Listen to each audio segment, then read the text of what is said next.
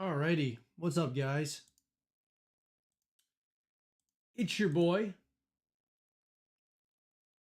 Zero here, bringing you all a brand new live stream. Super excited to be here with you guys, man. Oh gosh, it's exciting. Give me a sec here. During battles. That was loud. um. Okay. Let's do this thing, dude. So as you guys are kind of trickling in here, I'm gonna play a little bit of some of the Callisto Protocol, and then we're gonna get started on the show.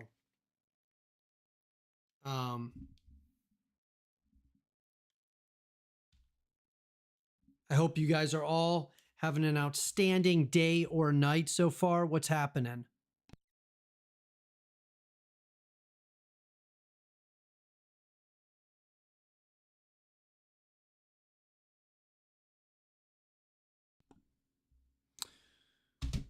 Oh man, guys, it's been a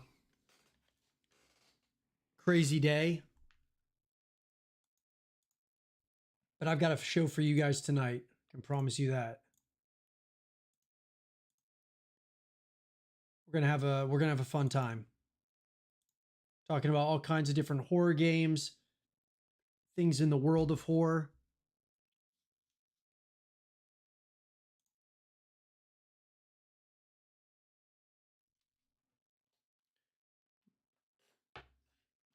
I'm gonna tell you guys right now though. Heartbroken Hog. Hey, bro, link your other channel. I tried to find it for your gear stuff and couldn't. No way, dude. I know it's actually linked to the Horror Theory channel. But yeah, let me put this in here for you, bro.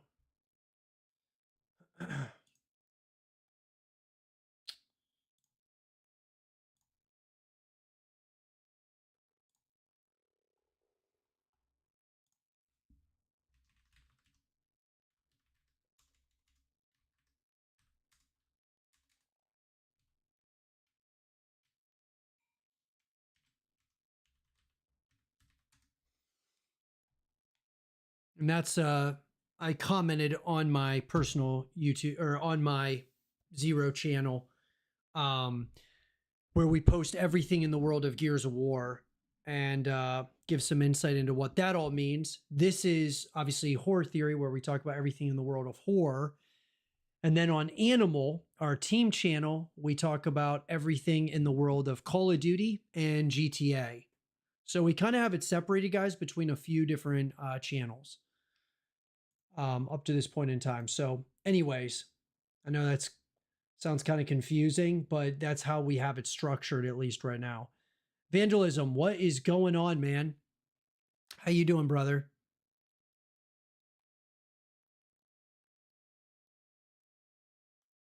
Oh, I don't even have any. All right, let's see.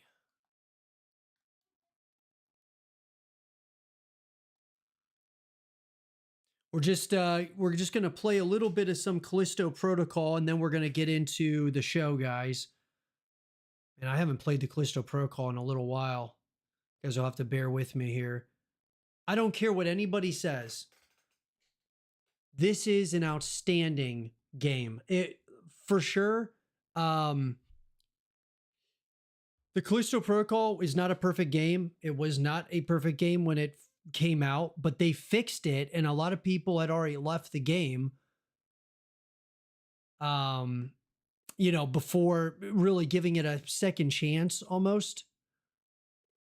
And so ultimately, I just me personally, I think that the Callisto Protocol is incredibly underrated. I'm doing outstanding, dude. Any news, bro? There's definitely news, man. There's news in the world of a number of different like horror games and things of that nature. We'll actually be talking about a game that is a spiritual successor to Dead Space, similar to that of the Callisto Protocol, which I'm excited about. game that looks to be pretty solid for sure.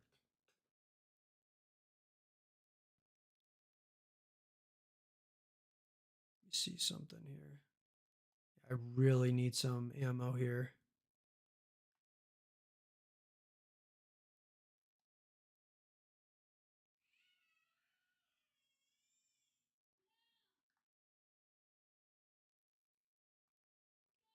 So this is my second playthrough of the Callisto Protocol.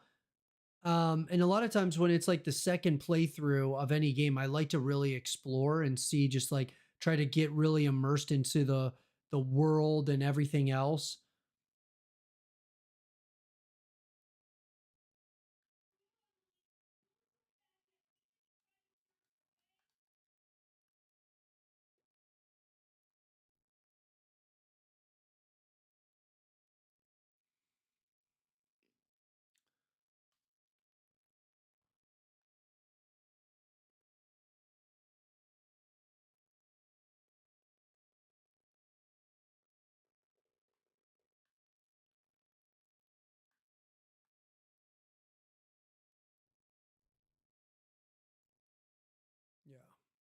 Yeah. No thanks, buddy.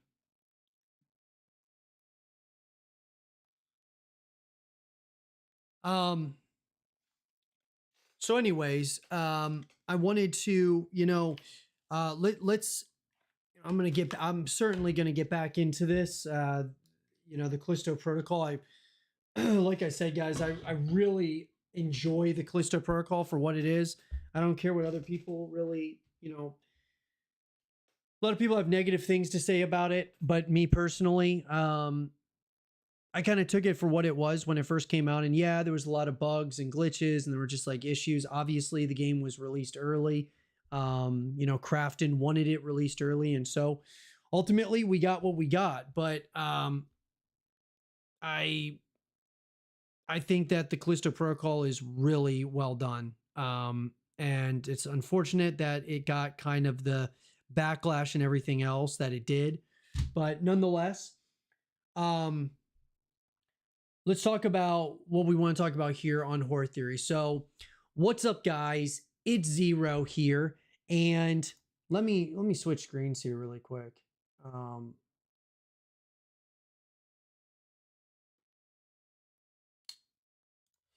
so what's up, guys? It's Zero here, bringing you all a brand new episode of Horror Theory. So let's get into it. So, guys, on this episode of the show, we've got a number of things to talk about. I'm really excited to continue bringing out the horror related content. For those of you wondering, what is Horror Theory? Horror Theory is everything in the world of horror. Plus, we give you guys some insight into what it all means. And look, here's how the show goes.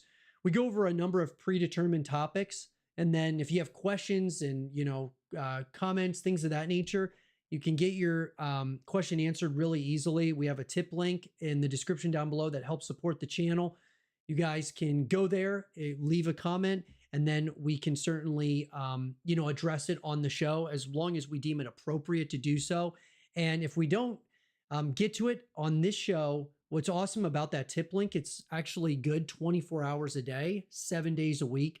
So if you leave a comment, we will be able to address it on the next show. So that being said, guys, I hope all of you are having a fantastic day or night, wherever it is that you guys are watching this. But I want to start with this. You know, talking about the Callisto Protocol, talking about Dead Space, two of, I love these horror games, like these survival horror titles. I think Dead Space in a number of ways kind of really redefined the genre and created a lot of massive tension, massive scare tactics, unnerving elements to Dead Space when it first came out. And I felt the same way with even the Callisto Protocol, which it makes sense because it was from the makers of Dead Space that created the Callisto Protocol, Glenn Schofield and the boys over there. And so we've been wondering, is there gonna be a continuation to Dead Space? Is there gonna be a continuation of the Callisto Protocol? Well, Obviously, we've created a ton of content about that, guys, in the past, and we will continue to talk about it in the future. But there is a game that looks to be a spiritual successor to Dead Space, as well as the Callisto Protocol, in the form of a title called Directive 8020, which is going to be coming out from the folks over at Supermassive Games. So let's talk about it. So, guys, I'm going to be taking reference. Switch screens here. We're going to be taking reference from an article that came out from none other than Video Games Chronicle. And here's what it says. With Directive 8020, Supermassive is evolving the Dark Pictures formula in unexpected ways. So what's interesting about, Supermassive Games and what they're doing here, Supermassive, they're the guys and girls over there that have created the Little Nightmares franchise.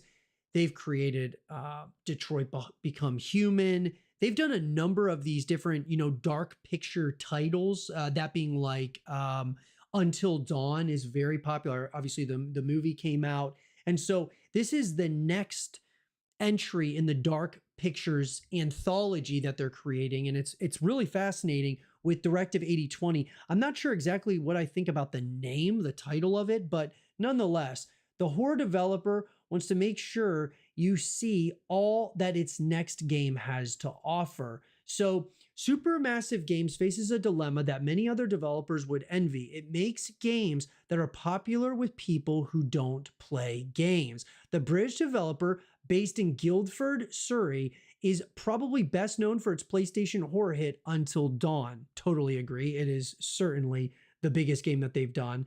The game, which was adapted for the silver screen earlier this year, was popular with both hardcore players and fostered a new, more casual audience. So for its next game, Directive 8020 Action takes a much greater focus. So how has the studio balanced the more advanced action gameplay while making sure its loyal casual audience can also experience the new story? When I saw this initial trailer, guys, for Directive 8020, it definitely reminded me a lot of Dead Space and the Callisto Protocol. I mean, just some of like the character models and the creature models and things of that nature. It definitely kind of screamed Dead Space and Callisto Protocol to me. And that's not necessarily a bad thing, without, no doubt about it. It's not necessarily a bad thing at all. You've hit the nail on the head, McDonald said, because we cover so many different genres. You don't have to play them all. They're not sequels to each other. If you like ghost ships, play Man of Maiden. I've never played that one. I have no idea what that is. But if you're a sci-fi fan, we've got you covered with this one. So sci-fi horror title. I think it looks pretty good. Like I said, I mean, you got to take a lot of these, initial trailers and things of that nature with a pinch of salt. But I got to tell you, I am excited about Directive 8020. I think it could be something to quench our thirst while we're waiting for other games similar to like Dead Space and the Callisto Protocol, to come out. This will definitely quench our thirst with that, similar to like what Chronos: The New Dawn will probably do for us as well. I recently played a short sequence from the game which introduced the most notable change to the series in years: tangible threat during exploration. In previous games, when you've been exploring the scenes and finding the clues, you've always been largely safe, said McDonald. Now, as you've seen, we have a hunter that can kill you at any moment. The hunter stalked us as we attempted to escape to a safe area of the ship. A Batman-style detective vision gave us glimpses of the monster as we slowly peeked around corners and waited for our moment to run. It's very alien, and it's not being shy about it. So I love that it's very alien. I think that's super cool. Alien Isolation, guys, was one of the creepiest games I believe ever made. I mean, Outlast was certainly probably the most terrifying, but I think Alien Isolation was utterly terrifying because you could not defend yourself. You didn't have a weapon. You're hiding, in lockers and things of that nature. So if this is anything like Alien Isolation or Outlast, which it sounds like you're going to be able to use a weapon to defend yourself. But if you don't have anything to defend yourself, that this could be absolutely and utterly terrifying. So, some of the images that have come out about this game, guys, it looks, like I said, it looks really good. It definitely has Alien vibes, Dead Space vibes, Callisto Protocol vibes, and that's not a bad thing whatsoever. While my time with Directive 8020 was brief, the inclusion of a constantly moving threat will certainly inject a level of fear into the game's puzzles and exploratory moments. We wonder if players who love to spend as much time as possible in each of these scenes, making sure they've combed over every inch, will find it frustrating that they could die at any second, but that's a possibility that Supergiant has accounted for with another of the game's new mechanics. So it's interesting that they're creating the game like this, where I love this idea of like you could die at any second. I wonder what that's really going to look like as we are playing the game. Um, it reminds me of kind of like, different like traps and things of that nature that are kind of set up around the ship. Um, yeah, that could be really fascinating. I'm interested to really dive into more of what that looks like. It gives us a lot more opportunity to scare the player, McDonald joked. The game's controls have been overhauled from previous entries in order to support this new gameplay. It's practically a third-person action game. However, Supermassive is keen to repeat that this is a Supermassive game, and that means the story choices, relationships, and multiple endings are intact. Cool. I mean, when I hear that it's practically a third-person action game with like horror elements, I don't love hearing that. Not so much because it gives me it reminds me of Dead Space 3. Like Dead Space 3, they took a significant turn or change for the worst, in my personal opinion, with Dead Space 3 when that released to the world. I don't know. I just felt that when Dead Space 3 came out, they went from a game that was a horror title with action elements to an action game with horror elements. And obviously Directive 8020, guys, there's not like, this isn't a sequel to, a different Directive title. So it's not like we have something to compare it to, where the first game was a horror game. Now they're doing action, sci-fi action, things of that nature. But to a degree, it looks from the trailers at least that this is a horror title. Like this is a absolutely unequivocally a horror related title that may have action elements in it. So it's going to be interesting to see what they decide to do here. As we get closer and closer to the launch of the game, and as we get more information, because obviously one of the things that Supermassive is very good at is story building. They're very good at creating this like rich narrative, lore, choices, multiple endings. They do this in like all their games, and it's awesome. It's going to be interesting how they do that here with Directive 8020. Not only that, Directive 8020 introduces a new twist to the formula, turning points. Now that we've made it so that you can die in a lot more places, we understand that can be quite frustrating, especially when you want to explore the game's systems. So with turning points, you can rewind to a moment that just happened and redo it, or make a different choice. That's pretty fascinating. I think that's, hey, dude, if you want to, I think a lot of people are actually going to probably do that. You can rewind to a moment that just happened and redo it, or make a different choice. That's really interesting. Like I said, that it'll be fascinating to see how that works, in the future, as we get this, once we get our hands on the title. I'll be fascinated and interested in how that mechanic specifically works. We've got it across the whole game, so you can rewind to any moment, a minute ago or an hour ago, or right back to the start. You don't lose your progress. The turning point map, which is like a spider web of storyboards, is filled in as the players explore all of them. It's like a collection mechanic. You can see all of the content. We always have different branching endings, and we know our players want to experience that stuff. The series' classic gameplay is still there, but Supermassive wanted to give as many options as possible to players. This feels key, especially with the new action focus. The series has been rather rigid about how deaths affect the outcome of its games, with death occurring more frequently thanks to the heightened action, the ability to rewind, redo, or set off on a different path entirely is a perfect antidote to the potential outcome of players running past the monsters and missing content. You know, here's one thing that, when you have a game like this where you have, you can make a number of different like story choices and stuff, it can work really well, but it can also take you out of the experience. While you're like making choices, once you're done making those choices, whatever it might be, if you're in that too long, sometimes you almost forget about where you were with the story. Like, wait a minute, what was I doing again? And so I know that's happened to me a number of times with games kind of similar to this. Now, Supermassive has done a really good job of this in the past.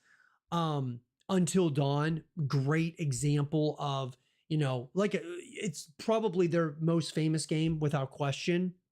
And obviously they made a movie out of it at this point, but it'll be interesting with this being, a horror title or, somewhat of an action horror title, how that kind of works, and is that going to kind of take you out of the experience, or is it going to make you even more immersed in the experience? That's going to be really interesting.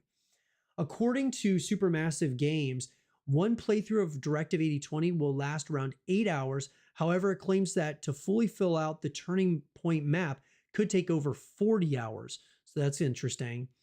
Directive 8020 is the 16th project worked on by Supermassive Games in the decade since Until Dawn was released. For some of the industry's biggest developers, that's the length of time it takes to make just one entry in a franchise. So what it is, what is it that keeps the Supermassive team so consistent? And do they think they've successfully carved out their niche? I think there's space for all kinds of development in this industry. McDonald tells us there's the big monster that's coming out next year that everyone's going to buy and everyone's going to pay attention to. You can't get away from that. You have to find your own niche, your own workflow, and your own focus. This is still a Dark Pictures game. It still has that cinematic look. It still has the beautiful facial animations, really high quality casting. We believe that's what makes us stand out, as well as the great horror we can do. So I'm really excited about it because one thing that they're right about is Supermassive Games, they do an outstanding job of creating they have a very different kind of niche. You look at Little Nightmares, you look at Until Dawn, you look at the way that this game looks at being Directive 8020. They do create some very different, compelling experiences, and I'm really excited to see what they do here with Directive 8020. But the question is for all of you, what do you guys think about Directive 8020? Are you excited about it? Are you concerned about it? What are your thoughts about this title as we get closer and closer to, it releasing to the world, which we are not sure as of yet when the game is going to release, but I'll be sure to keep you guys up to speed as more information comes out. But let us know what you guys think in the comment section down below, and let us know your thoughts. All right, guys.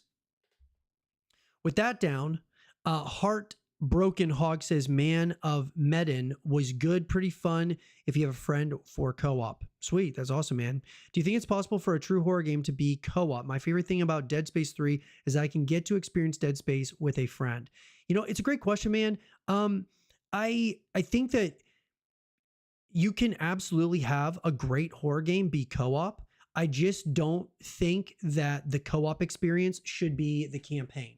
I think that the co-op experience should be like horde mode, similar to like Gears of War, where you're going up against waves and waves of enemies.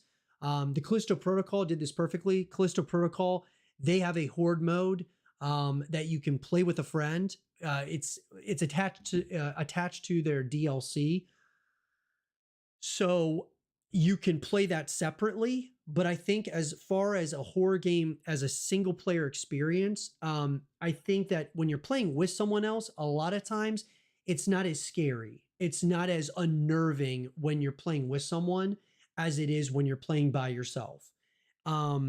So, I think that certainly horror games can, you can have a really good horror game be co-op. I think you lose a little bit of the experience when you add someone to the story mode. Now you look at a live action service horror game like the Outlast Trials, they do a really good job, that being Red Barrels with the Outlast Trials. But, I think that you can do it. I just think that it takes a little bit of the the scariness out of the horror title when you're playing with someone else in a campaign setting. And so, like for me with Dead Space 3, I thought it was the weakest of all the titles simply because they were kind of, that being EA, they were trying to chase a trend of action games. And so they were trying to kind of almost turn Dead Space into this action title with horror elements when it was built on horror with action elements. So nonetheless, it's an interesting, thought in question, but at least to me, when I look at horror,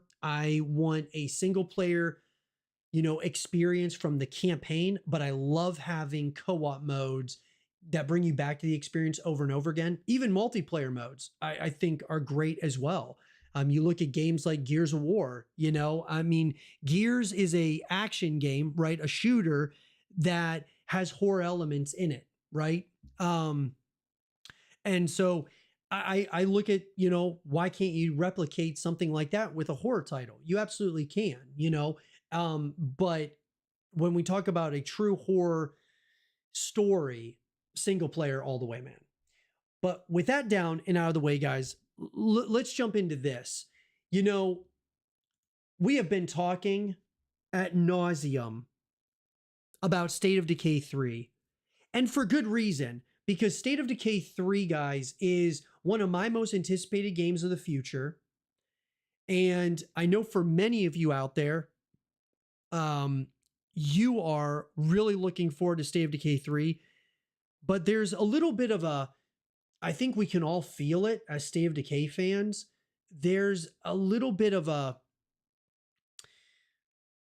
atmosphere doesn't feel right. It doesn't feel, even though we got a second trailer back in 2024's Xbox Game Showcase, it's felt like it just feels like the longer we're going here, the game is, we all know it's been in certain levels of development hell, and there's really no question about it at this point. We're getting closer, I think, to the finish line of this game coming out. But, we've talked on a multitude of occasions where State of Decay 3, there could be not just an Undead Labs issue, but a higher ups issue at Xbox. Xbox has been becoming notorious for delaying a lot of their games. And, they've got their hands in so many different places, all these different studios working on a multitude of different titles. It's almost like they're taking on too much that they can't chew. You know what I mean? But with State of Decay specifically, we have been waiting for this game ever since it was shown off in 2020.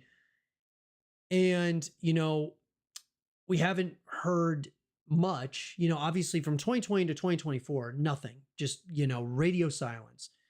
And now, we were thinking, because of some of the hints and little leaks and things of that nature that Undead Labs was giving us before the Xbox Game Showcase in 2025, we thought that they were going to make a presence there, and they didn't. But the question now lies in, is State of Decay 3 going to be able to hit its 2026 release window? Because the game has been delayed a multitude of times now. We have the Coalition, who are the guys and girls that work on Gears of War Reloaded, as well as Gears of War E-Day. They're helping Undead Labs. And Obsidian, the folks making Grounded 2 and The Outer Worlds 2, are also helping Undead Labs. So it's kind of like they've got multiple teams helping Undead Labs, which is very concerning, because if you can't handle those things in-house, when you have these other studios are working on their own projects, it kind of just continues these delays, So now could Gears of War E-Day get delayed? Could Grounded 2 get delayed? You look at games like Fable, all these games, there's concern that, it's very hard to make a game, guys. I think it's really important for us to preface this by saying it's very difficult to make a video game, right? I've never made a video game, but I have seen and done a lot of research on like the process, and it is unbelievable how difficult it is to make a game from an indie perspective. But when you're dealing with a AAA studio and you have to kind of throw everything past the higher ups at a company like Xbox, it can take time, especially when you have Xbox focused on their big heavy hitters like Call of Duty, Gears of War E Day, obviously, or Halo, the Elder Scrolls. I mean, you would think Elder Scrolls 6 would have already came out by now, but that's a different conversation for another day. That has that has been complete radio silence outside of the Oblivion remaster. But look, State of Decay 3, I do believe we're getting closer, but I want to talk about this article that came out from PC Games, guys. State of Decay 3's release date estimate. So there has been so much rumor, so much speculation about when this title is coming out.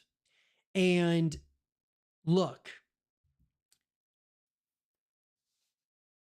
I think that 2026 sounds like I would be so excited. I'd be elated if it came out in 2026, but I'm getting concerned. And I'll tell you why here in a minute.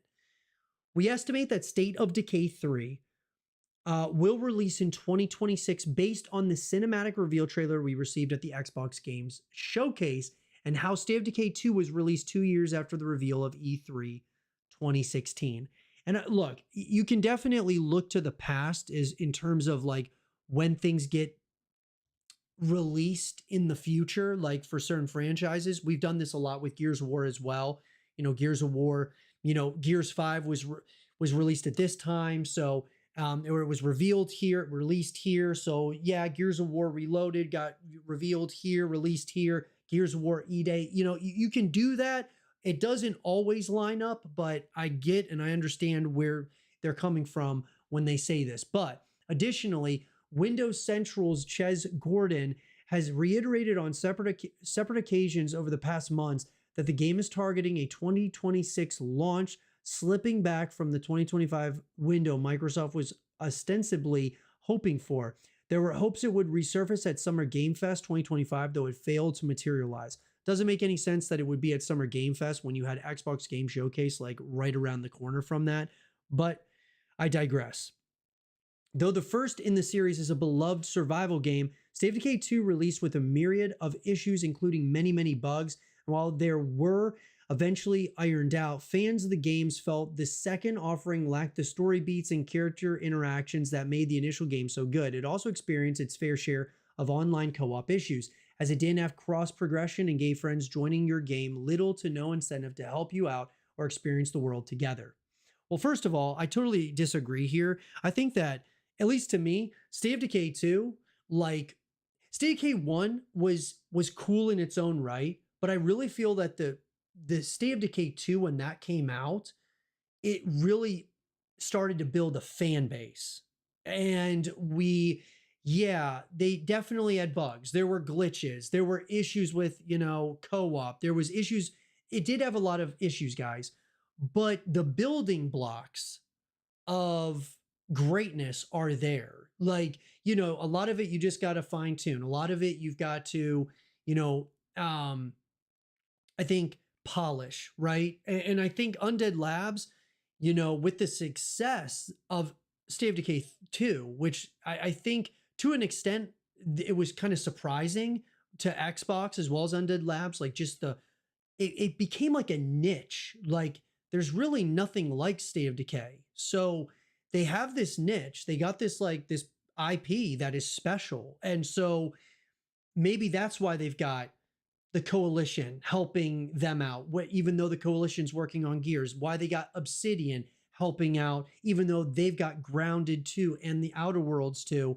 And I mean, what would be really interesting and fascinating to me is if the Coalition were helping Undead Labs with the Horde mode or the co-op mode or something of that nature. And maybe Obsidian is helping out with the story and Undead Labs is working on different multiplayer elements, or you know what I'm saying? Like it'd be interesting how these teams are being divvied up. But nonetheless, I disagree that I mean, I think that State of Decay was like, okay, this is kind of an interesting concept. State of Decay 2 took it up a notch, and I think it really started building a fan base. And we see this, guys. There are like, there's tons of us that love State of Decay. Like, this is not, this is becoming a staple IP franchise. And I think that State of Decay 3, though, needs to get knocked out of the park.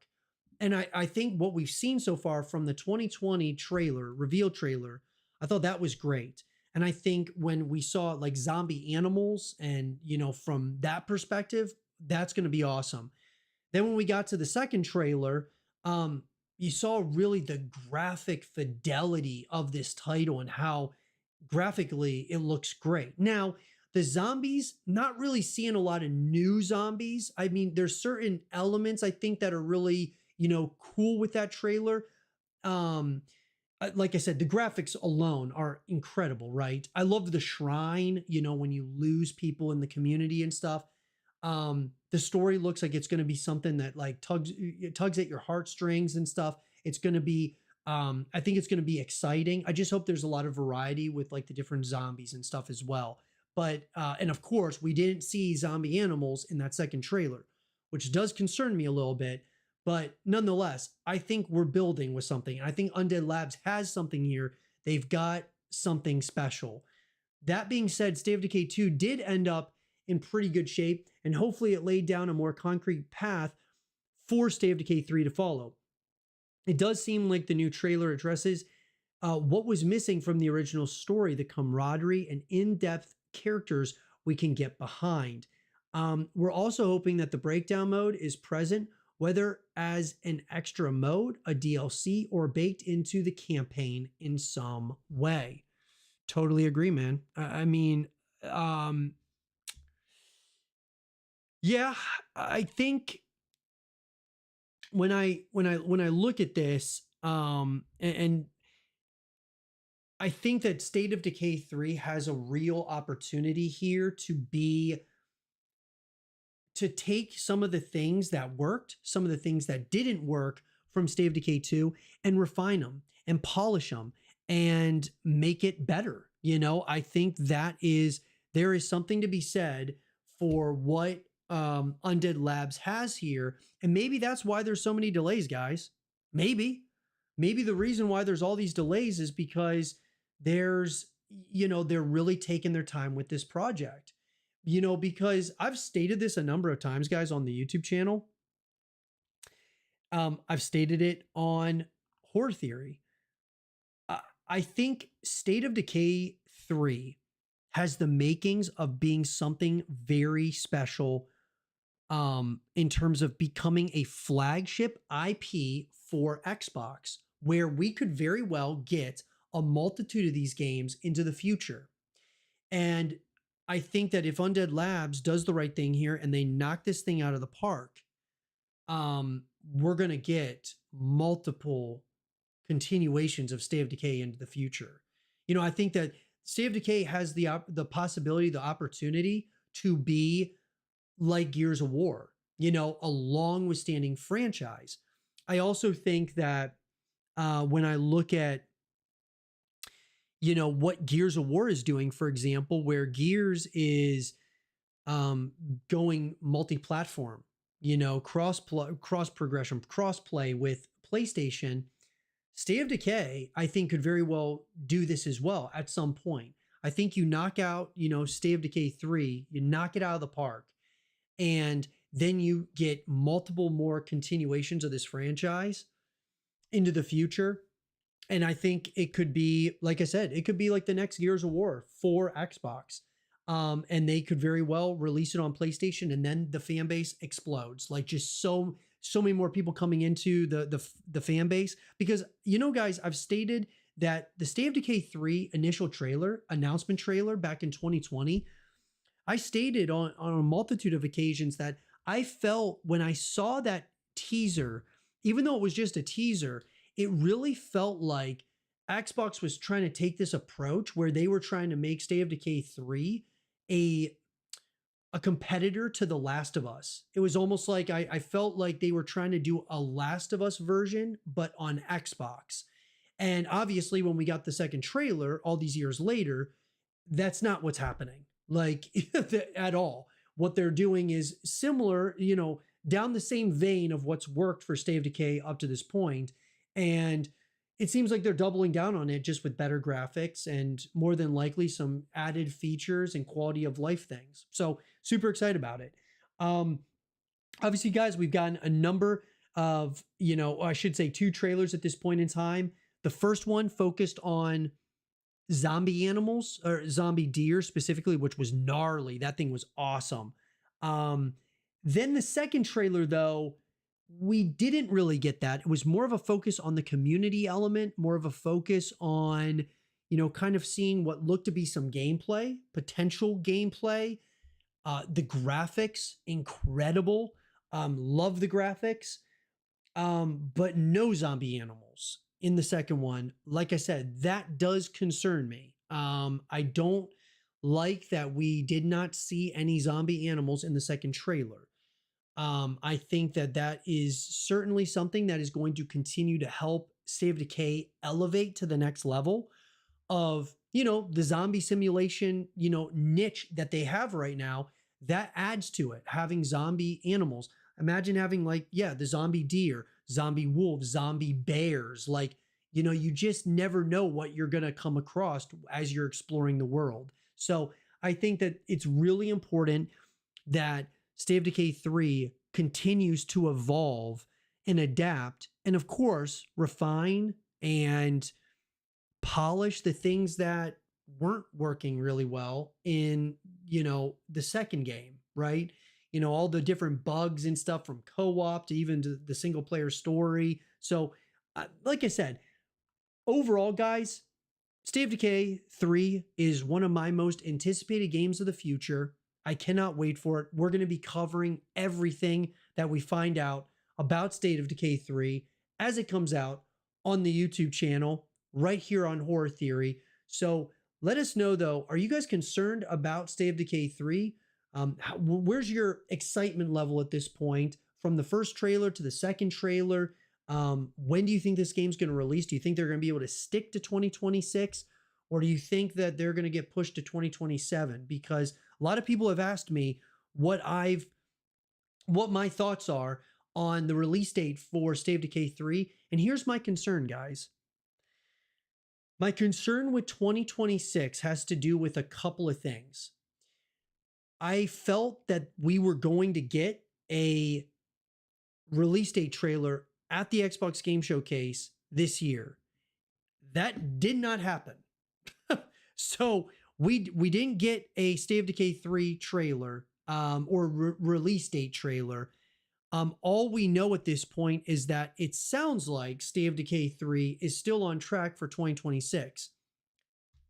However, let's talk about 2026, shall we? Because I think that if you were going to release State of Decay 3, say January of 2026 or February, which makes a lot of sense. I thought that that was when they were maybe planning on doing it in the first place. But when we didn't get the initial, when we did get the release date at the Xbox Game Showcase, it just feels like it's not a lot of time to promote the game and really build hype and excitement for it if it were to come out in January, February. You're not going to bring the game out in May because there's a little game coming out known as GTA 6 that is going to absolutely take the gaming world by storm, whether you like it or not, for better or worse. It is going to be the biggest game on planet Earth, and it's not even going to be close. So you don't want to release anywhere near GTA 6 unless you wanted to have some kind of like Oppenheimer Barbie situation, like in the movie industry, the Barbenheimer phenomenon that happened, people going from Oppenheimer to Barbie, people buying GTA, and since they're out, oh, there's State of Decay as well, let's buy State of Decay as well as GTA. But more than likely, that is not happening. And fall, it leaves us with like the fall, or the summer, I guess you could say, of 2026. I don't love the fall, though, because fall of 2026, more than likely, we're getting Gears of War E-Day. which you don't want to compete with Gears of War E-Day, even though State of Decay 3 is totally different than Gears. It's totally different than GTA, but Xbox releasing one of its flagship IPs, that being Gears of War E-Day, Halloween of 2026, and if you have State of Decay 3 somewhere near that, it's almost kind of, even though they're different fan bases, I know myself, I'm a massive Gears fan, but I'm also a massive State of Decay fan. So if you force me to play two different titles kind of around the same time, I just don't know if that's really, I don't think it's beneficial for those, really for both games. I think that you want to keep them spread apart. And then, of course, you also have Call of Duty that releases every single year. And even though State of Decay 3 is totally different from COD, you've got a massive amount of people that play Call of Duty when it comes out, whether that's October or November. And yeah, you could say, well, COD is more like, Gears has to be more concerned about COD than, State of Decay. But what I'm just saying, guys, is that really throughout 2026, besides the beginning of the year, it's going to be pretty packed with games.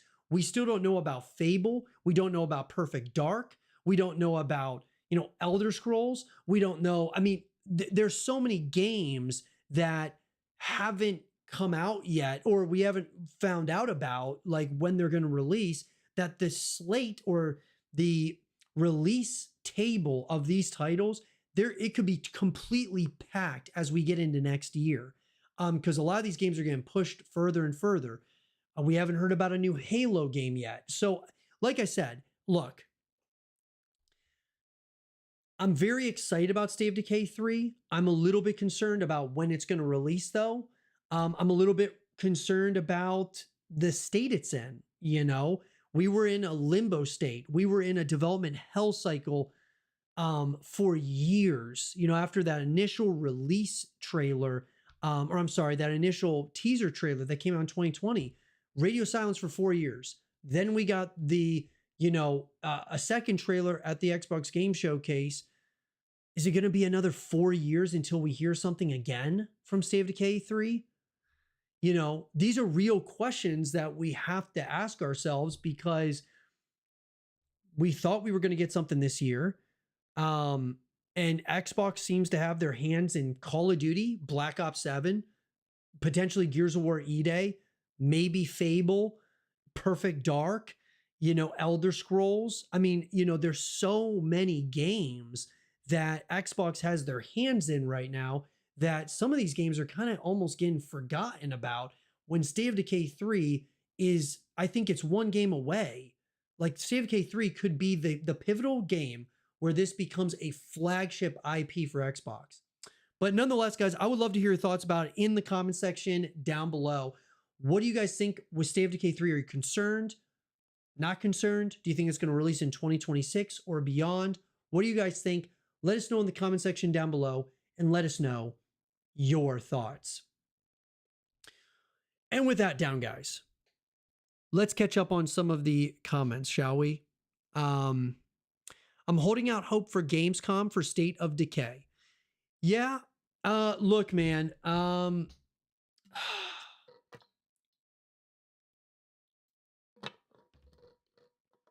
gotta tell you, I don't think they're gonna show State of Decay 3 at Gamescom. Why would you show State of Decay 3 at Gamescom when you had the Xbox Game Showcase? I think the next time that we're going to hear about State of Decay 3 is going to be at the Xbox Game Showcase in 2026.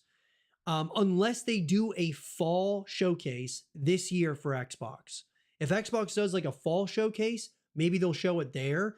But more than likely, their big one is in the summer. And so they'll probably show it, I would assume they're going to show it probably 2026 Xbox Game Showcase. And I think that it's reasonable to expect that the showcase next year is going to prioritize Gears of War E-Day. I think they're going to have a direct for Gears of War E-Day, because I think Gears of War E-Day is going to be coming out in the fall of 2026, more than likely Halloween of 2026.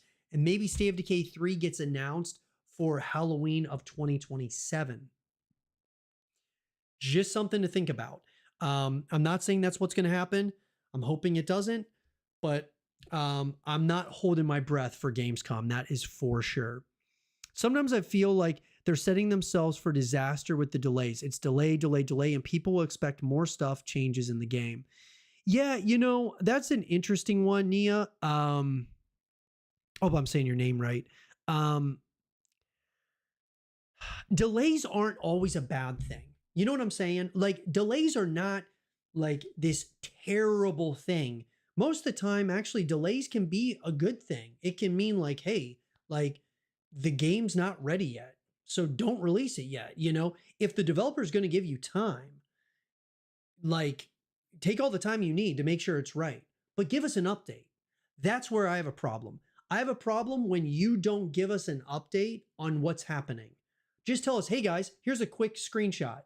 Yo, we're still working on it. Like, just give us something. It can be as simple as a screenshot of a main menu screen or something that just gets everybody the buzz. You keep the buzz going, the excitement going. And this is where a lot of these studios fail. They just don't give you updates. Think of this though. The Callisto Protocol released early. Crafton, they wanted the game released early. Glenn Schofield over there with Striking Distance Studios said, guys, it's not ready. I'm telling you, do not release it yet. They were like, nope, we got to release it. They released it. And the Callisto Protocol released with a bunch of bugs, glitches, issues like at launch, and got scathing reviews for it. And I mean, a lot of people like they played it or started it and then they moved on to something else. When Striking Distance, they doubled down on it. They put a bunch of resource and development into the game to get it right. They got the game right. And when they got it right, a lot of people had already left. And I think the Callisto Protocol is like a hidden gem in horror titles, survival horror games. Like, I love the Callisto Protocol. It was kind of like a Cyberpunk 2077 situation within the horror genre. We don't want that to happen here with State of Decay 3. You think of Cyberpunk. Now, Cyberpunk, they had such a huge, that was the most anticipated game I have ever closely observed. Besides, obviously, GTA 6 is now the most anticipated game of all time. But Cyberpunk 2077 was so anticipated. And when it released early to please investors, CD Projekt Red had two choices or two decisions to make. The first one was to basically move on, scrap Cyberpunk, we got to cut our losses, move on to The Witcher 4 or whatever, or double down. And that's exactly what they did. They doubled down, they put their big boy pants on, and they grinded it out with Cyberpunk 2077 and dumped tons of resource and development, canceled the multiplayer, and they got the game right. And now when you look at Cyberpunk 2077, I believe it's one of the greatest games ever made. So what I'm saying is not all these games get that chance where people will come back to the franchise. Yeah, Cyberpunk, if it would have released, in really good shape where everything was polished, refined, I think that Cyberpunk would be one of the biggest games on the planet right now. I think it would have been that big. But because of all the bugs, all the glitches, it's a problem. So what I'm saying is that take your time. If the game's not ready yet, take your time. But give us updates as you go on the progress and things of that nature. Just let us know where you're at with the project. Undead Labs, all they got to do is they don't have to give us these little teases of we might be at Xbox Game Showcase, we might not be, kind of thing. No, just give us a screenshot of something and everyone's going to flip out. We're all going to flip out if they just give us little small details. It could be even little things that have certain clues to when a release date could be and stuff like that. That's really all I need. A Halloween release window would be good. Yep, I think I would love it to State of Decay 3 to release it in, Halloween. but I just think that Gears of War E-Day is going to release Halloween of next year. Next year will be the same problem. I bet games will be coming out in 2027 as well. Yeah, no, for sure. But you have to remember this. The one thing that a lot of people that's important is when you establish your games coming out at a certain period of time. So like, I'll give you an example. When GTA 6 said, hey guys, games release in May 26, 2026, everybody's like, okay, stay away from that date. Everybody's shuffling, they're moving their shit around because they don't want to be anywhere near GTA 6. So what I'm saying is, if you get ahead of it and you say, hey, State of Decay 3 is releasing Halloween of 2027, and maybe there's not a lot of games that are planned for Halloween 2027. And so let's say that there is a horror game. It could be anything. Let's say Directive 8020. They're like, hey, we're going to come. We were thinking Halloween 2027, but you know what? State of Decay 3 is releasing then. We're going to release in August, or we're going to release in November or December. You know, a lot of these games, they don't want to necessarily compete with each other. Like they do, but they don't want to be like, usually you don't want to be stupid about it. I mean, you think about what happened with the massive 3 shooters that came out that one year. I forget, was that 2016? You had Battlefield 1, Titanfall 2, and Call of Duty Infinite Warfare all released around the same time. And what happened? Battlefield 1 did really good because they stayed a decent ways off from Call of Duty. Titanfall 2, which was the most asinine, acid-10 type of situation I've ever seen, that they made the decision to release Titanfall 2 in between COD and Battlefield, and it got completely annihilated, mollywopped in every, like, guys, it was destroyed. Call of Duty released, was the highest selling game again, which it is basically every year. What I'm saying is you don't really want to be competing really close to your competitors. You know, Titanfall's situation was different. You have Vince Zampella. He was the guy who worked on Call of Duty, and he, you know, obviously, you know, his ego got to him with that situation where he created Titanfall and he wanted to prove that he could compete with COD, and got completely crushed. And so we haven't gotten another Titanfall. You know, you wonder, why haven't we gotten another Titanfall? Well, that's why. They created Apex, but we still don't have another Titanfall, which I'm upset about because I loved Titanfall. Nonetheless, we saw the same situation happen in horror. The Callisto Protocol released in December, and then you had Dead Space Remake release in January. Like, bro, what? They're two very similar titles, and they release around the exact same time, and I think that really hurt both of them. So now we're not probably going to get a Dead Space 2 remake or a Dead Space 4, and we're not going to get a Callisto Protocol 2, because these two studios, or I really should say two publishers, decided to release these games around the same time. It's crazy. So what I'm saying is, with State of Decay 3, if you stay ahead of it, more than likely people are, the other, you know, horror games will, you know, they might want to like be somewhat close by, but they're going to more than likely want to stay a little bit of a distance, because State of Decay 3 will be a juggernaut in the horror sector. You can bet your bottom dollar on that. What else? We will probably never get it from Undead Labs, but the Fedoc trailers Bungie did for Halo were always such a great way for the market the game and let fans in on the vision for the game. Yeah. No, I agree. I think I'm totally with you. Some games just need time and elbow grease. 100%. Jeff Mahler, totally agree with you. Yeah. I love, by the way, Heartbroken. I think that what you're saying about what Bungie did for Halo, kind of they gave a lot of like behind the scenes looks and things of that nature. Dude, fans love that shit, dude. We love that shit. Like, you give us like, even just like what the models originally looked like and now what they look like. Like, I don't know, dude. Um, seeing the actors and actresses in like full motion capture suits, like what Hideo Kojima does with like Death Stranding and stuff. That is so cool to see. And it just gives you like an excuse or a reason to show an update on where you are in production.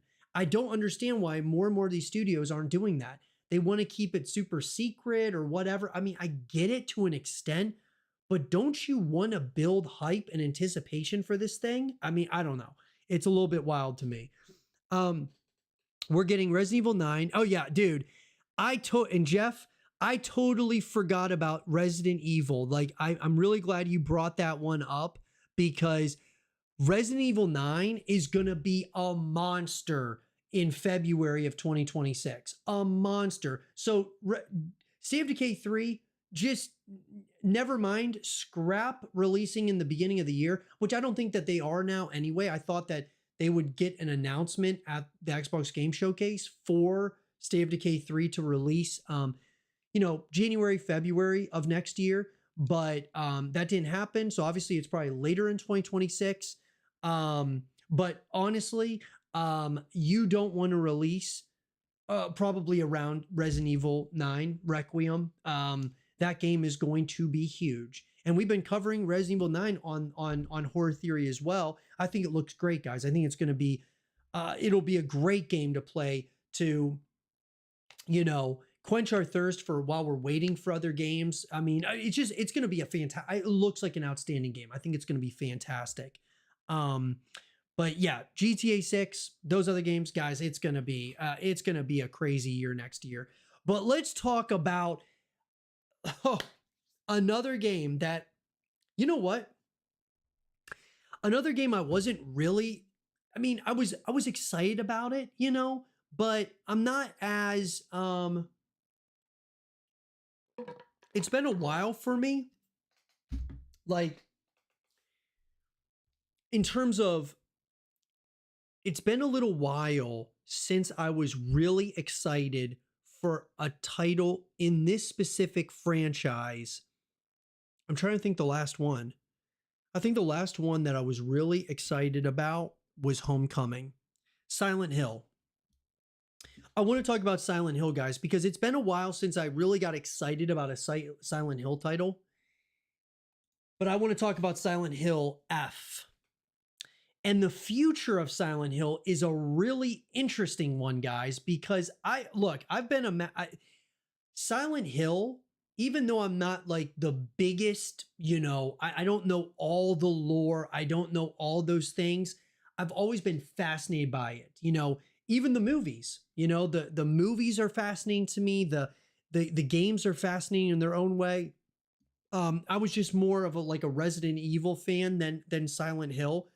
But I gotta tell you, when they showed us the initial trailer for Silent Hill F, I was like, okay, this might be interesting. Like, this might be, a fascinating title. But I didn't know what I really thought about it being in like Japanese and all of that stuff. I was like, yeah, I just don't know if I'm really gonna buy into this. Then the Summer Game Fest comes, and they showed us that second trailer. I think it was the second trailer for Silent Hill F. And guys, I'm completely sold. Like, sign me up.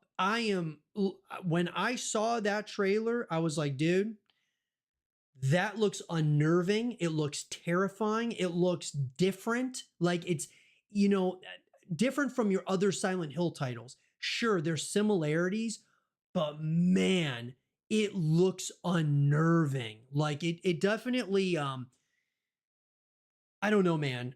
There's something about this upcoming Silent Hill F, that I think looks outstanding. I think it really, it captures like my imagination of what I've always wanted Silent Hill to be. And yeah, they've had certain games like Bloober Team, guys. They've been doing these Silent Hill remakes, and yeah, they're cool, man. Like, they're cool. But this seems different. Let's talk about Silent Hill F, because what's interesting is this is an article coming from The Gamer, and they're saying we could be getting a new Silent Hill game every year, according to a reliable insider. So this is by George Foster over there. A reliable Silent Hill insider has claimed that Konami has wanted the series to be near annual for some time, which could mean a new game every year. Now, first and foremost, before I go any further, I think that this is a terrible idea. Like, absolutely terrible. Like, Silent Hill, guys, I think Silent Hill is a great franchise. I do. It is not Call of Duty.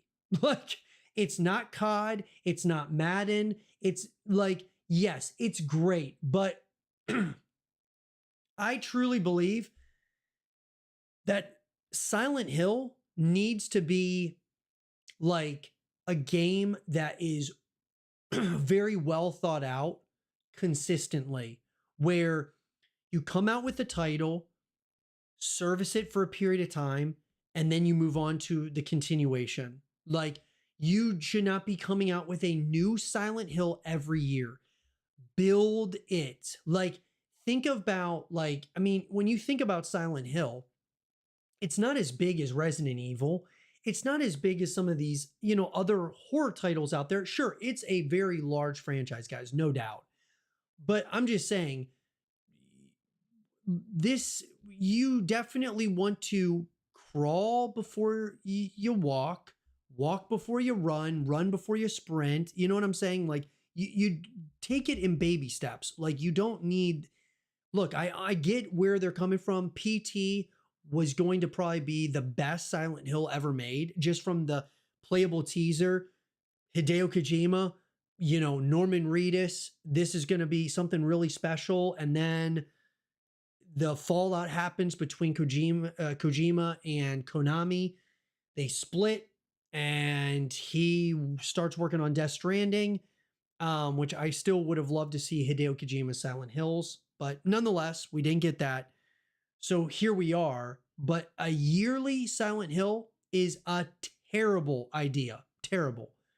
Nonetheless, considering how long Silent Hill or the Silent Hill franchise was stuck in limbo over the past few decades, it's been very impressive seeing Konami put so much effort into reviving it lately. Sure, Silent Hill Ascension was a total letdown, but Silent Hill 2's remake was surprisingly great, and the upcoming Silent Hill F looks to be another treat. I agree. Silent Hill Ascension, not that great. Silent Hill 2's remake from Bloober, love it. I love it. I think that's great, and they are actually working on Silent Hill 1's remake as well, which is awesome. With all these games releasing relatively close to one another, it's becoming clear that Konami is trying to its best to make Silent Hill the household name that it was back in the PS2 era. While you might think that these release dates are just happening to line up with one another, they seem to be part of a wider plan. So here's what came out, guys, from Dusk Golem. Now, Dusk Golem, guys, this is a relatively reliable leaker. Leaks things about like Resident Evil. Some of the things Dusk Golem says are correct. Some of them are not. So you got to take all of this stuff with a pinch of salt, because he had mentioned that Grace was not going to be the main focal point or the main protagonist in Resident Evil Requiem. It was going to be Leon Kennedy. And then Capcom comes out and says, nope, it's going to be Grace. It's not Leon.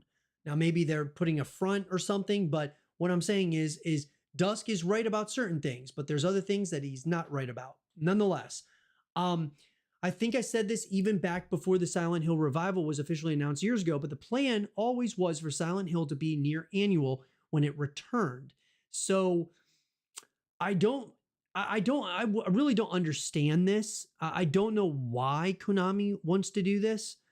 To me, it's more bring out like Silent Hill F, service it for a couple of years, bring out DLC or whatever, and then make a continuation or something completely separate in the Silent Hill universe. I really think that you should not be greenlighting multiple Silent Hill projects without knowing how well Silent Hill F is going to do. I do believe it's going to sell well. I do, but I would not be greenlighting a multitude of these projects because then you're stretching your teams thin. And then what if Silent Hill F flops? Then what? You know, I mean, you got the Silent Hill remake that's going to be coming from Bloober Team. They'll probably knock that out of the park, but nonetheless, um, that being said, he's saying that it was always been the plan. I just don't know if I fully agree with this, but of course, Dust Golem always points out that Konami might not live up to that goal, but that it's actively trying. It's also not clear if this structure is always going to be the case or if it'll be relaxed once Silent Hill is more positively received across the board. I mean, look, I am very interested to see what they come up with here with Silent Hill F. I am.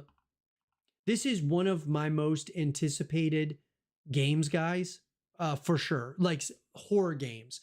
I'm very excited for Silent Hill F.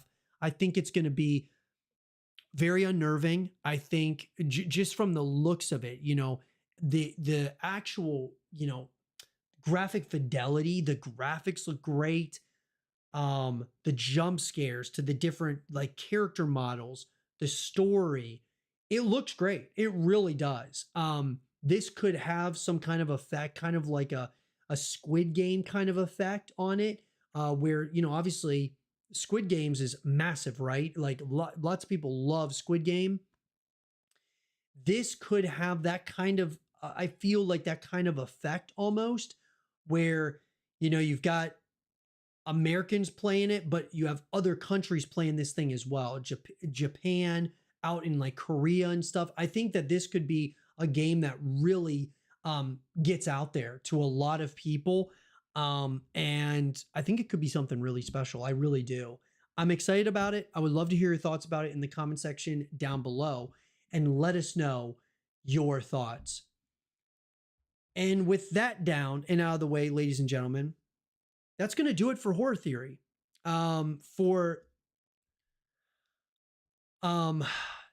What I, you know, will say was an awesome show. I really appreciate all of you for joining us for this episode of Horror Theory. If you guys enjoyed it, make sure that you leave a thumbs up, subscribe if you're new, stay positive, just keep grinding. And as always, talk to you guys all in the next one. Peace out. And with that, guys, I want to just say thank you to all of you. And you know what I'm probably going to do here? I kind of, honestly, I put up, we were playing a little bit of some Callisto Protocol. I was playing some Callisto Protocol earlier and I was like, bro, like I kind of want to like play some more Callisto Protocol. Like, I don't know. And just kind of talk to you guys and like, let's just hang out for a second, bro.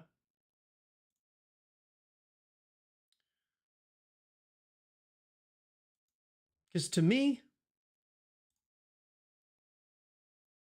I love me some I love me some Callisto Protocol, bro.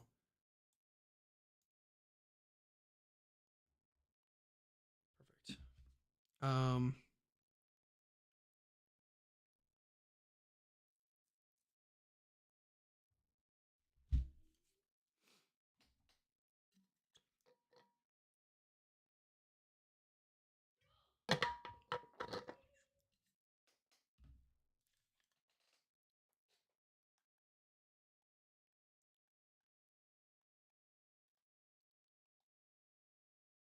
It's been a little while since I played this, guys.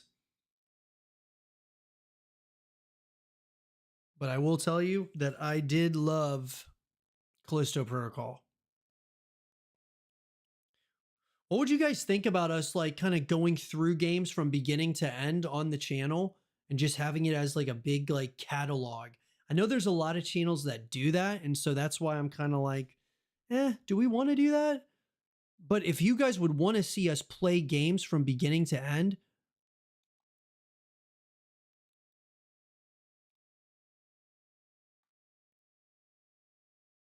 I'm totally down if you guys would be up for something like that.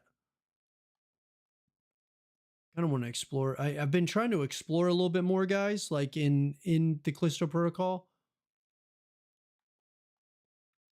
But yeah, if you guys would want to see like a full playthrough of the Callisto Protocol, full playthrough of Dead Space, full playthrough of State of Decay, um, other games that are going to be coming out, Directive 8020, Chronos, The New Dawn, games like that. I mean, let me know what you guys would think about that. All right.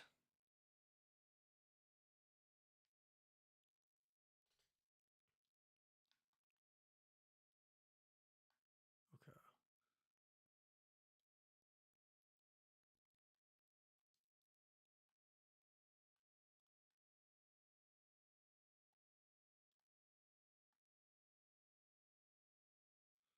Got nothing over here.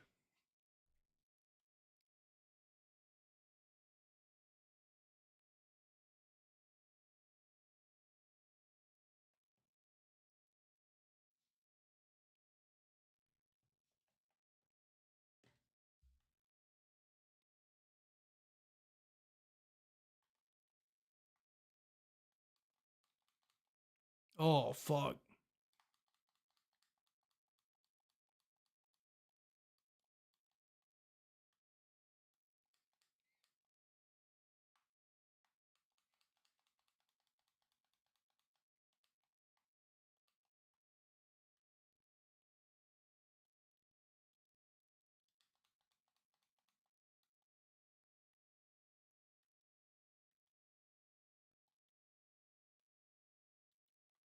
I gotta get some ammo, man.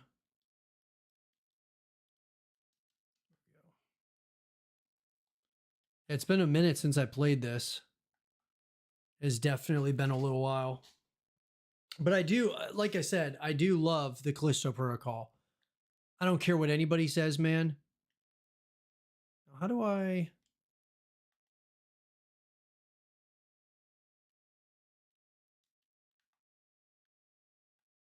All right, let's go down here.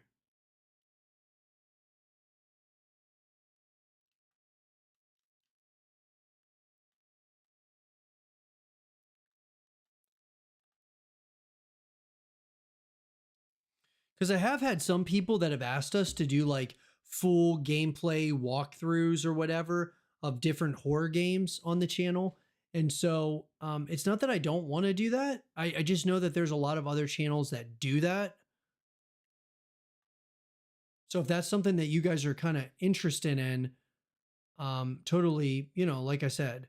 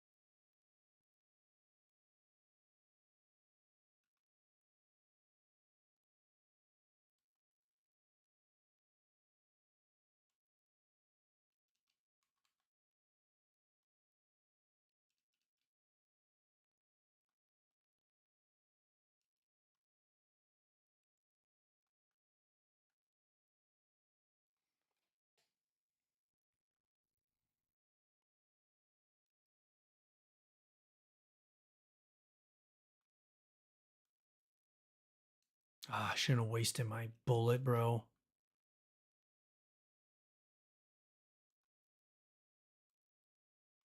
What?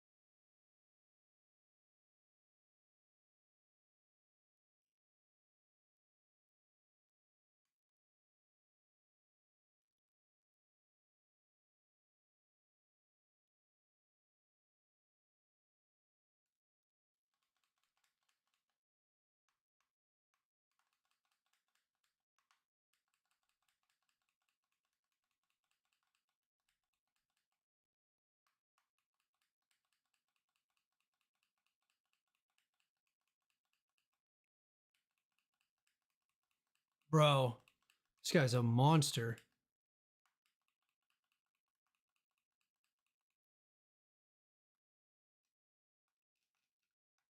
Guy's a beast. He like merged like he transformed like what, twice?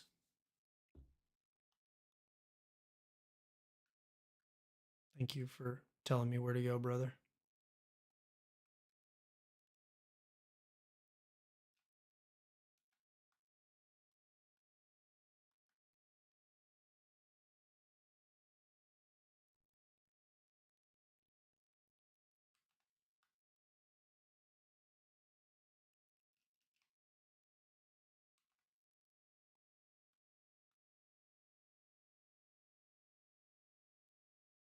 I need it.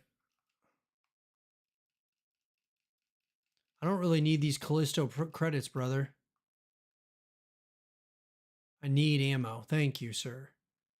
It's the only thing, man, with with these types of survival horror games, they don't give you a lot of ammo.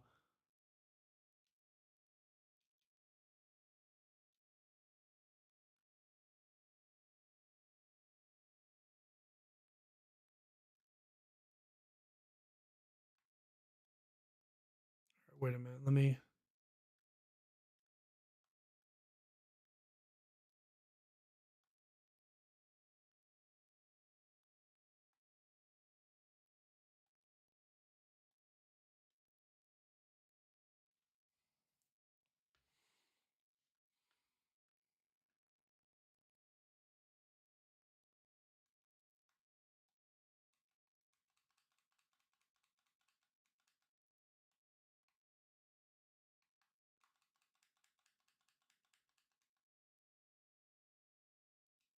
Oh, here we go.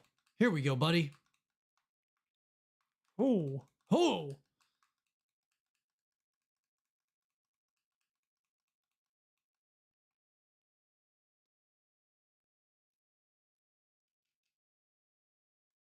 What was that, bro?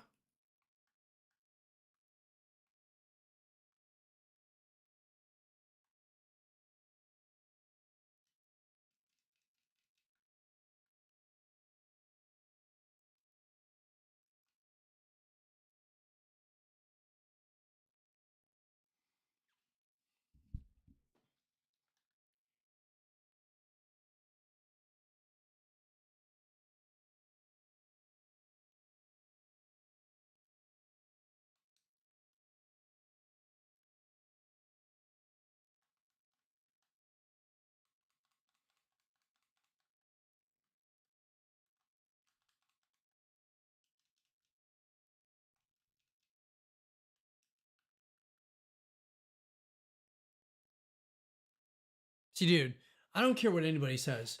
This game is it's great, dude. Like after they fixed it, dude, it's up there with Dead Space to me. Like, I mean, I gotta play like, I was playing the Dead Space remake. Obviously, I played it, loved it. This is very similar in a number of ways, but what I love about it is it's also different.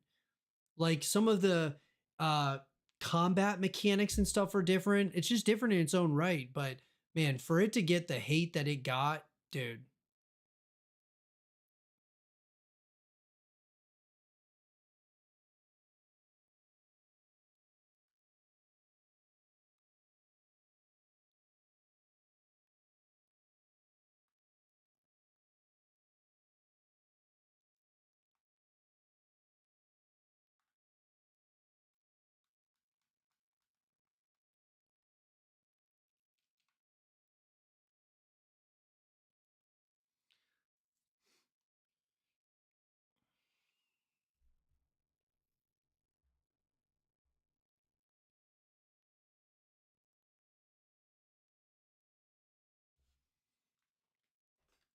Give me one sec, guys. I'm gonna grab some more water.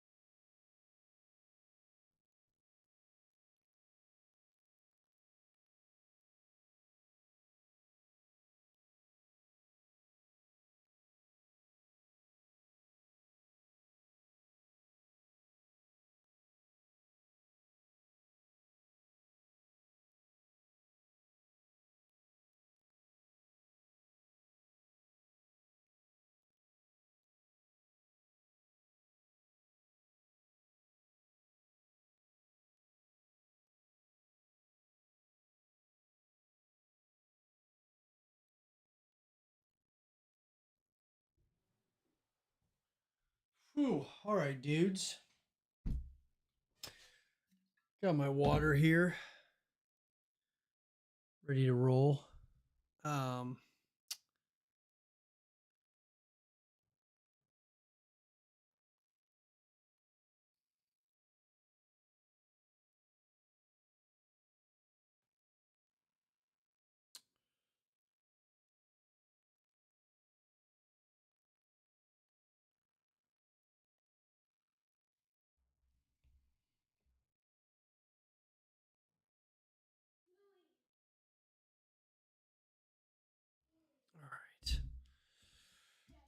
all right.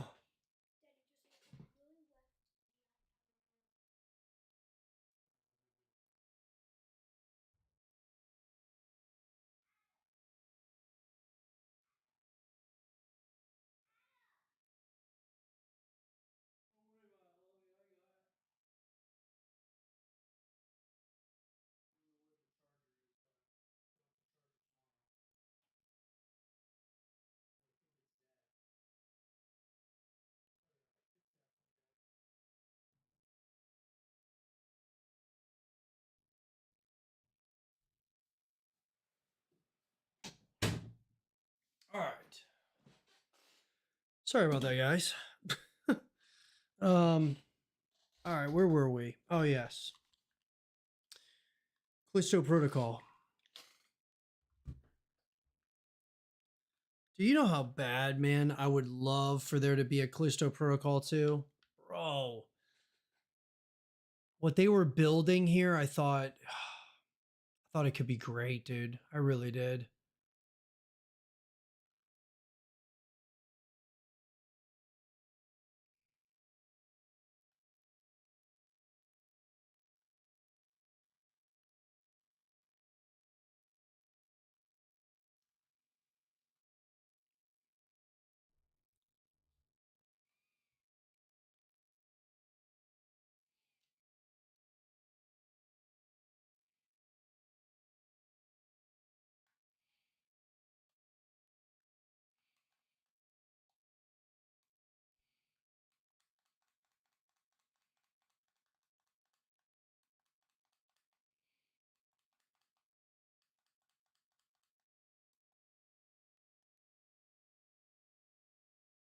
Oh, buddy, come here.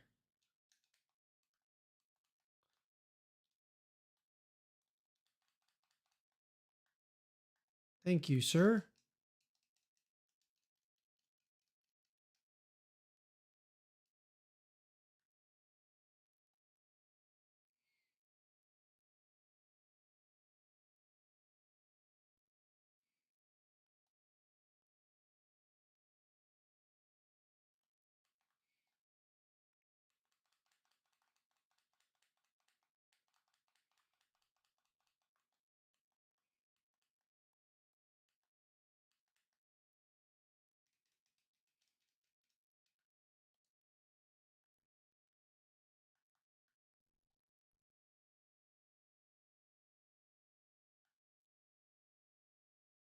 Bro, how many bullets do you have? Like she's got all the bullets. I'm over here with no bullets, bro.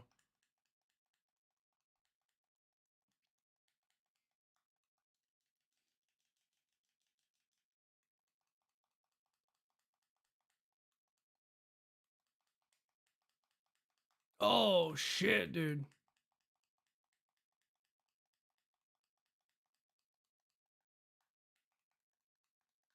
Oh shit.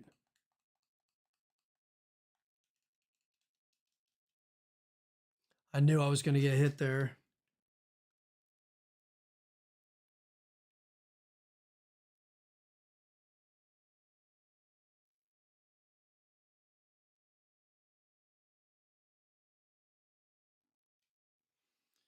Let's do it again.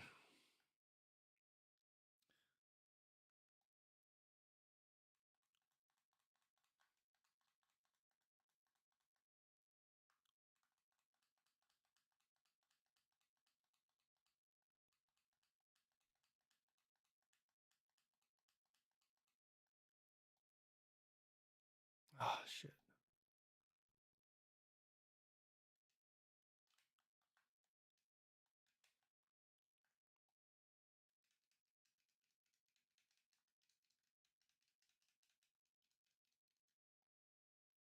Need to go over here. Health was right here.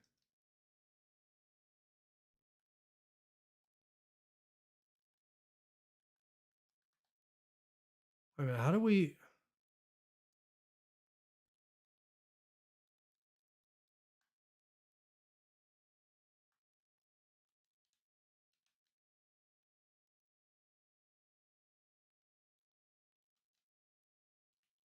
Oh, shit. Of course, bro.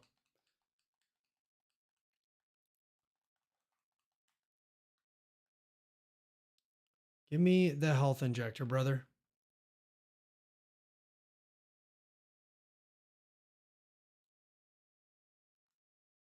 I need another one. This is intense, bro.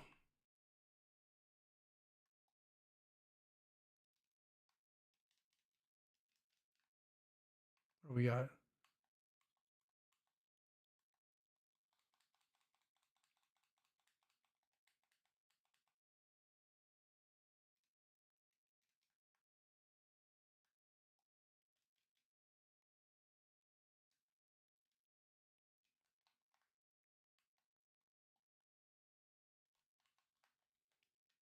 Oh, fuck. Dude, bro, I'm getting torqued right now.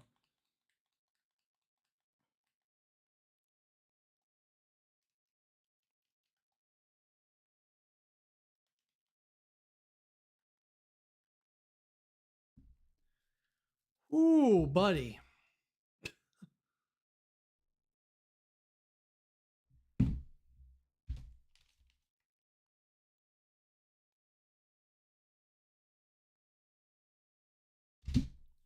All right.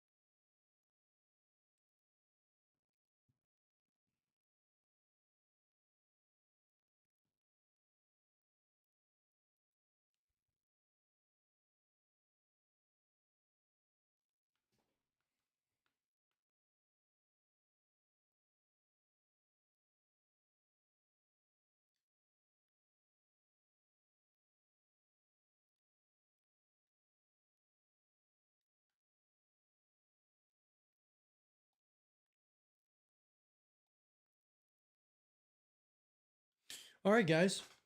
Well, let's call it quits there.